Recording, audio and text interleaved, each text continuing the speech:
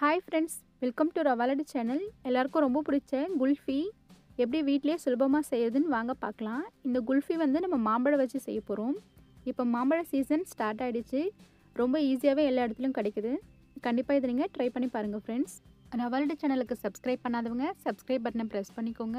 கூடவே பக்கத்தில் இருக்கிற பெல் பட்டனை ஆல்ங்கிற ஆப்ஷனை பிரஸ் பண்ணிக்கோங்க. நம்ம சேனலில் போடக்கூடிய வீடியோக்கள் உடனுக்குடனே உங்களுக்கு நோட்டிஃபிகேஷனாக வரும்.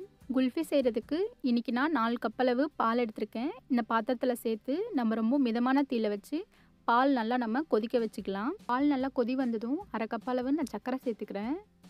நம்ம மாம்பழ குல்ஃபி செய்கிறதுனால மாம்பழத்துலேயே அதில் இனிப்பு சுவை இருக்கும். அதுக்கு தகுந்த மாதிரி உங்களுக்கு இனிப்பு இன்னும் அதிகமாக வேணும்னாலும் எக்ஸ்ட்ராவாக நீங்கள் சேர்த்துக்கோங்க.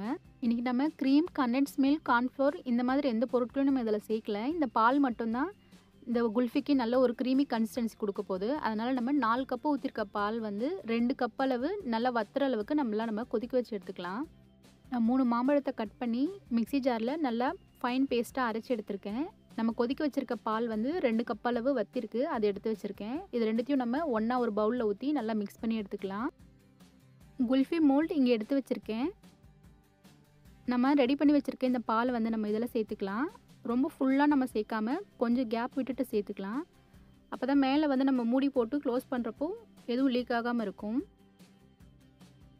நம்ம ரெடி பண்ணி வச்சுருக்க இந்த குல்ஃபி மோல்டை நம்ம ஃப்ரீசரில் ஒரு 8 மணி நேரத்துலேருந்து ஒரு 10 மணி நேரம் வரையும் நம்ம வச்சு எடுத்துக்கலாம். அப்படி இல்லைனா ஒரு ஓவர் நைட்டு வச்சு நம்ம எடுத்துக்கலாம். ரொம்ப கரெக்டாக இருக்கும். குல்ஃபி மோல்டு இல்லைனாலும் பரவாயில்ல, நம்ம வீட்டில் இருக்க டம்ளர் வச்சும் நம்ம குல்ஃபி சூப்பராக செய்யலாம். இன்றைக்கி நான் 2 டம்ளர் எடுத்திருக்கேன். அதில் நம்ம ரெடி பண்ணி வச்சுருக்கேன் இந்த பால் நம்ம இதில் ஊற்றிக்கலாம்.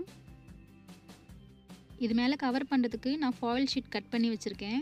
இது நம்ம மேலே க்ளோஸ் பண்ணிடலாம். இதுக்கு பதிலாக நீங்கள் பிளாஸ்டிக் கவர் கூட வச்சு நீங்கள் இது க்ளோஸ் பண்ணிக்கோங்க. இது மேலே கத்தி வச்சு நம்ம ஹோல்ஸ் போட்டுக்கலாம். ஸ்பூன் தான் இன்றைக்கி யூஸ் பண்ணியிருக்கேன். ரொம்ப ஈஸியான ரொம்ப டேஸ்டியான மாம்பழ குல்ஃபி இப்போ ரெடி ஆகிடுச்சு. நீங்கள் வீட்டில் ட்ரை பண்ணி பாருங்கள் ஃப்ரெண்ட்ஸ். இந்த வீடியோ உங்களுக்கு பிடிச்சிருந்ததுன்னா லைக், ஷேர், கமெண்ட் பண்ணுங்கள். மறக்காமல் நம்ம ரவா லட்டு சேனலுக்கு சப்ஸ்கிரைப் பண்ணுங்கள். தேங்க்ஸ் ஃபார் வாட்சிங்.